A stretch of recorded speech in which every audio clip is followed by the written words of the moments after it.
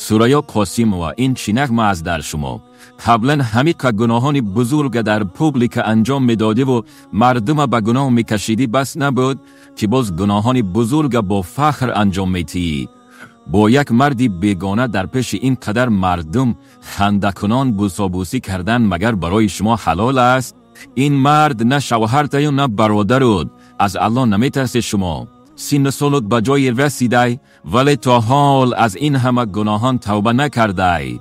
در طول عمرت همیشه محفل‌های شیطانی را آباد می‌کردی، محفل‌هایی که در آن رقص و شراب و موسیقی و دیگر گناهان انجام می‌شود. از همه بدترش دو دخترت به همین راه بردی که هر دوی آنها همین کارهای حرامی تر 100 برابر بیشتر انجام می‌دهند. فرزانه دخترت بین قریبتی کاملا برهنه شده، شبنمش همو خیب. عموما همه آیره شما خیلی جوانا را به بی‌حیایی و گناه کشیده.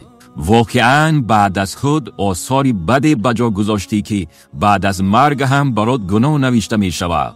این سخن من نیست بلکه سخن پروردگار است.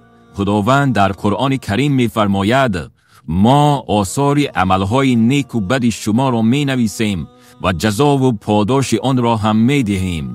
آثار آن چیزی را می گویند که انسان بعد از مرگ خود بجا می گذارد. سرایندگان بودند که مردند و رفتند اما آثار گناهان آنها تا به حال باقی است. گناهان به مثل بی‌حجابی، رقص و موسیقی، مجلس‌های شراب، اختلاط مردان و زنان، همه این گناهان آنها نوار برداری شده در شبکه‌ها دور می‌زند. تا روزی که این همه گناهان آنها باقی است در نامه اعمال آنها گناه ثبت می‌شود. این خیلی مصیبت بزرگی است که انسان از دنیا بگذرد ولی بعد از مرگ هم براش گناه نوشته شود.